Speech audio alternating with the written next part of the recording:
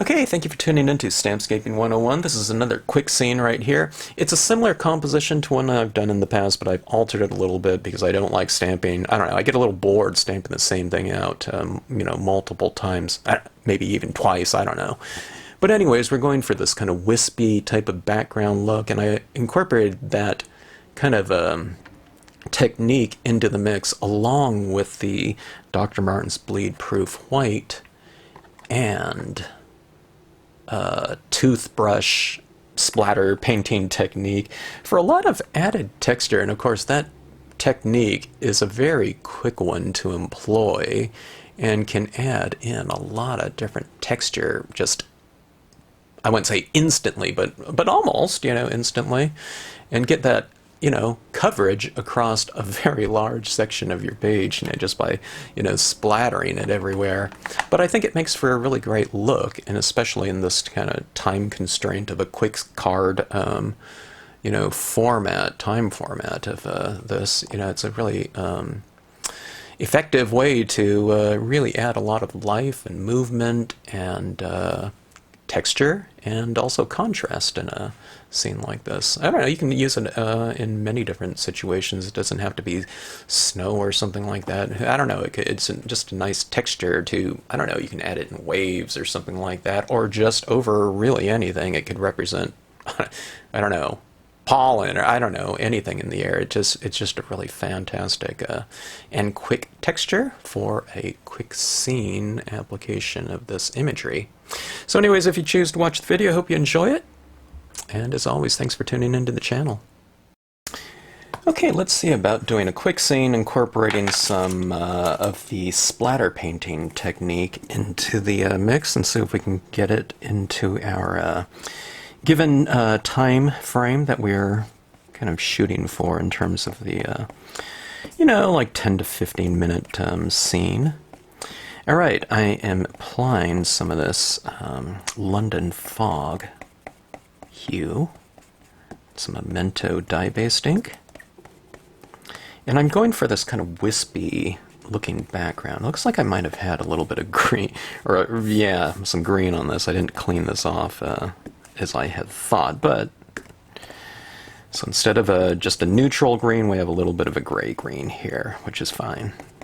It'll add to the mix, give us something a little bit unexpected in terms of a base layer coat, but this is going to transform into, different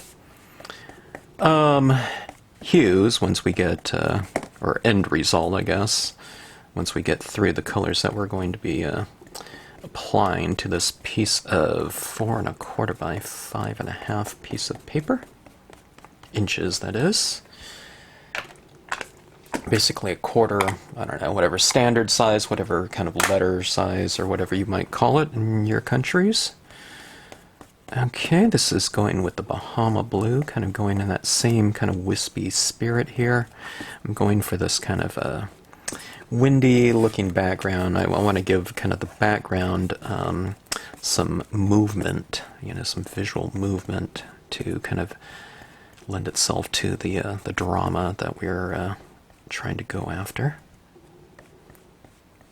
This is just one way. I'm going to be working with a lot of silhouette imagery, so this is one way to work, in terms of establishing a background when you're working with kind of solid imagery. If you have imagery that has a lot of kind of open space in it, kind of more outlines in terms of design, then maybe you would stamp those out first so you can work around them, or you can mask them off where you don't want certain colors of ink to apply. But for silhouettes, background's just an easy way to go, and you don't have to worry about kind of smearing of the imagery. Okay, let's go to a Danube Blue here. Danube is a little bit darker than this, but I'm applying it over the top of, kind of a saturated piece of paper here. So it is not applying quite as dark as it might on kind of a dry piece of paper. It's kind of more of a kind of a navy blue, cobalt blue. Well, maybe not cobalt. Maybe kind of moving in the spirit of a more of a navy color. But you can see here it's very light, yeah, at least in relation to their sticker indexing of what that ink value might represent. Okay, now I have some re-inkers that I just bought. This one's a Distress Ink Blueprint Sketch, it's called. I love that color so far. I think this is the first time I've used it in a scene, though. Well, the other one I used a little bit of it. Okay, now I'm just kind of applying it kind of in a streakier motion right here, but I did do what it kind of separates on. This is glossy cardstock that I'm using, and it kind of separates on there, but you can kind of utilize that to your advantage in terms of going after kind of a more textured look. Let me see if I can get that focused and see that kind of separation that's happening right there. Okay, now I have to be careful about where I'm touching it. If I touch that, it's really wet on the surface. Okay, now I can leave that kind of texturing down there by not going over it again. I mean, I could smooth it out. You can see that when it's kind of thickly applied, it separates like that. But I mean, you can spread it out if you want it, you know, more smooth like this right here. I like a little bit of contrast between that texturing and kind of the smoother application. I find it to be interesting, you know, in terms of a textural device that you might utilize. And if it's going to do that, then just, I don't know, why not run with it? Okay, this is black right here. This is just the Marvy black. Maybe I'll switch tips right here, okay? I have a lot of that ink from the previous colors in there, but I'll just go with the clean tip here so I get more of the, you know, just straight black applied. So it kind of looks, doesn't it kind of have a kind of a windy background, you know, that swoosh type of look to it. You can go for, you know, things don't have to be real smooth or anything like that in the background. Once you kind of stamp your imagery over the top of it too, everything kind of just comes together. It doesn't matter, you know, how perfect this, you know, your background is. Mine certainly is not. And neither is it something that I really strive for. Okay, now I think I could brighten this up a little bit. Let's go for a little bit of this Marvy number 10 blue. You can try other types of blues, and just layer it right into it. See that right there? It's a little bit brighter of a blue. Brighter is in reference to the intensity of something, how saturated and intense, really, a given color might look. And I say that because sometimes people get brighter and lighter confused. Lighter is a matter of relative light darkness. You know, some darker colors are much brighter than lighter. Like a really super bright red is going to be much darker than, say, the pastel version of red. You know, which would be closer to pink or something like that. Although there are some very intense pinks too. Okay. So very bright blue there. Let's apply some of this over that. What is it called again? Blueprint Sketch. I love that color. Maybe I'll apply some more of that Blueprint Sketch too here. Look at that. Oh my gosh. It reminds me of the Prussian blue from Marvy. It's just very deep and really penetrates the surface of the paper very well. I don't know what it is about that kind of general hue, you know, or if it's just coincidence. I doubt it. You know, in terms of just how deep and how much it really penetrates the your surfaces, and really all of the other colors of ink that you've applied on top of there. Sometimes when you get a big buildup of ink, it just your kind of darker colors don't seem to apply quite as easily. Okay, now let's go with, I'm going to go with a couple trees in the background. I'm not even going to really bother with ground on here. I could use some sedge filler if you're familiar with that stamp, or if you're familiar with the Stampscapes line. That's kind of a ground texture, but I'm not going to really bother on this one. It's going to be more of kind of a, I wouldn't call it an abstract, but, you know, in terms of the creation of the ground. Okay, now I'm really wiping off the bottom of these trees really good, because I want them to look as though they're kind of disappearing into kind of some mist or something of that sort in here.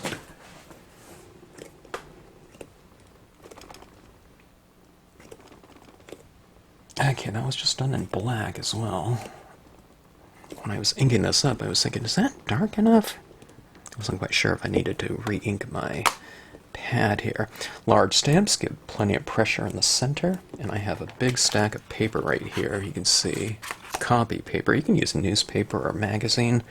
Someone was mentioning impressions using, and she happened to be showing a very large stamp with a lot of surface area. It's not the size, it's not the area of the stamp, it's the amount of surface area that a stamp has that dictates the amount of pressure you'll need to apply to the various areas of it.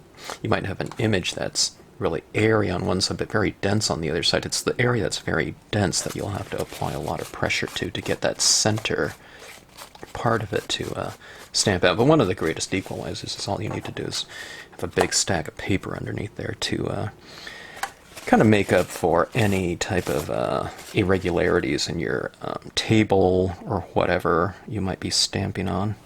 Okay, so I'm stamping this again. I'm stamping it a little bit higher. It might have been interesting to use kind of the medium-sized one. When I stamp it higher up, it would look like it's farther off in the distance. And if you're using scale, you can really push the distance aspect of your composition by having a smaller version of something, okay? So lower in the horizon, usually, or on the card, usually it represents something a little bit closer. Okay, so we have that one. That one really disappears into the background there because it's kind of dark there as well, but I really wiped off the bottom.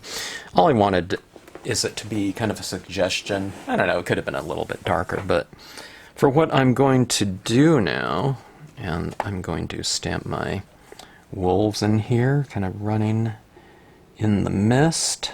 I will do that in Marvy Black, okay? I'm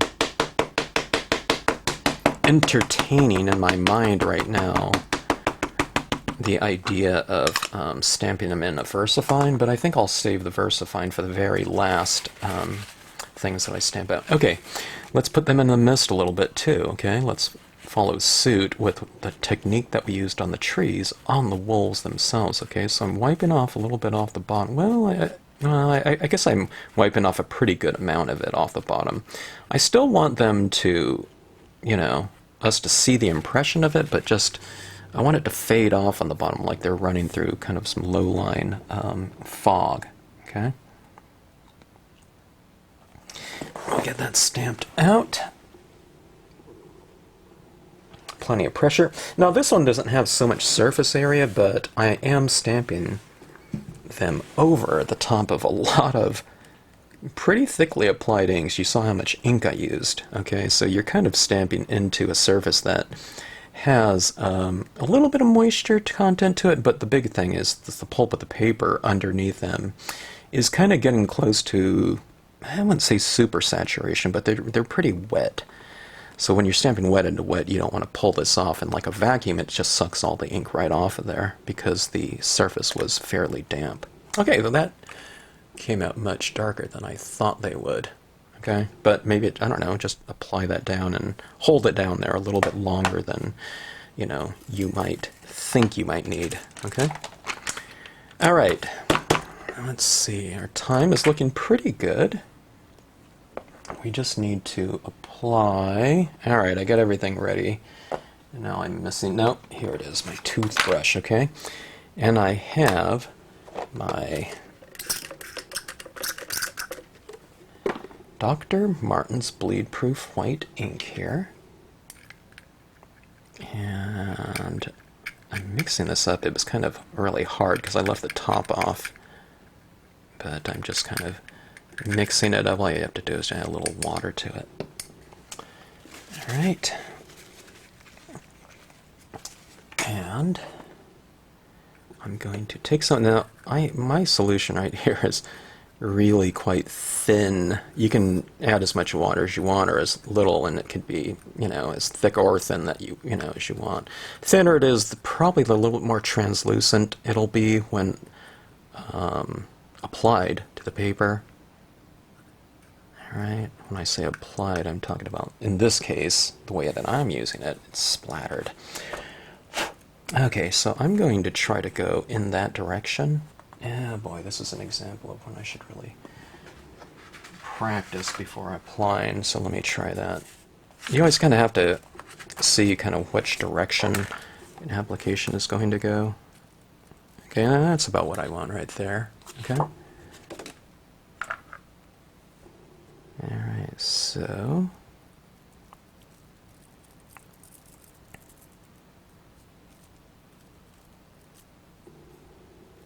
kind of going at a little bit of an angle to see if I can get it to splatter. Sometimes you can. Sometimes it's a little bit hard to get it exactly how you want it to go. If in my mind, I'm thinking I usually don't have some kind of real specific area that I want, of application, because I know I don't have a lot of control over it. I mean, you have a certain degree of control. Don't cover your eyes up and just, splatter away. Do a test thing of it first. See, it depends how wet your ink is, how watered down you made it, and, that will play into how it's applied. Okay, so let's go with the versifying here. So isn't that kind of really dramatic, though? Look at that movement to it. Look at that texturing. Alright, I am going to add in a little bit of foreground here. I'm going to stay with the kind of more kind of bare branch type of foreground here. I'll go with the crooked limb. I haven't used this for a while, but it relates pretty well with this kind of leafless oak tree type of a shape in the background.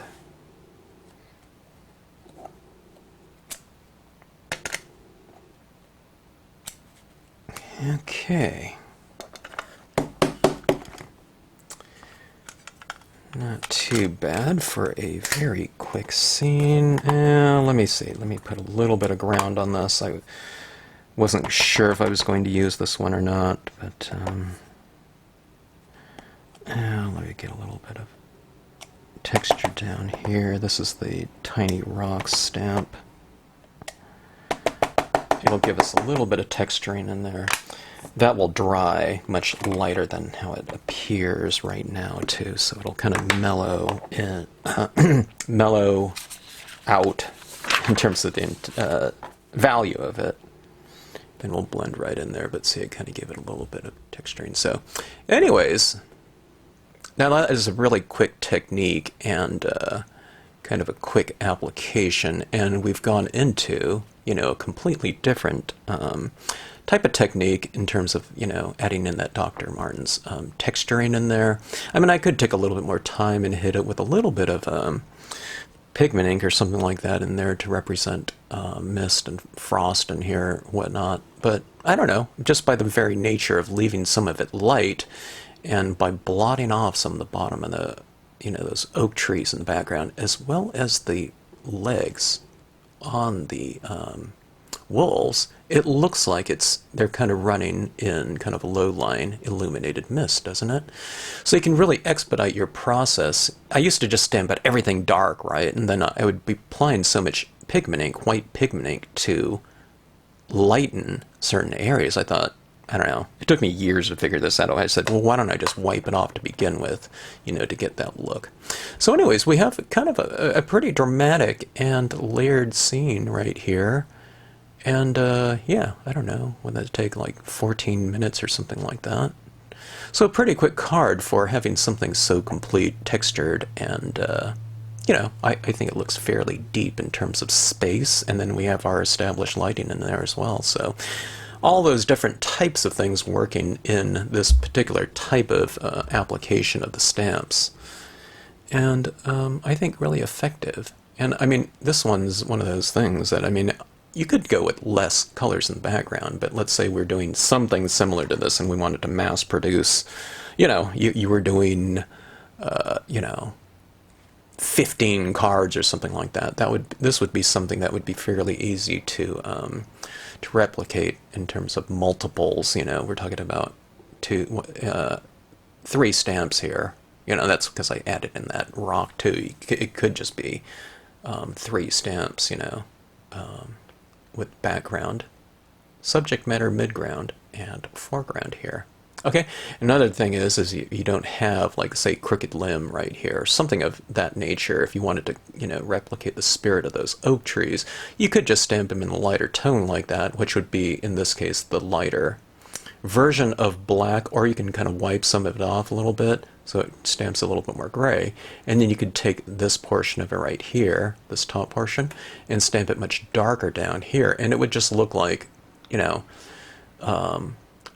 a much closer version of those trees down here. Okay, it would be the tops of the trees, but I don't think it would be so monotonous in terms of a shape that you would say, oh, that's the same tree used over here, quite so obviously, because you would be stamping it out in different values, so you can get a lot more mileage out of your stamps by using values.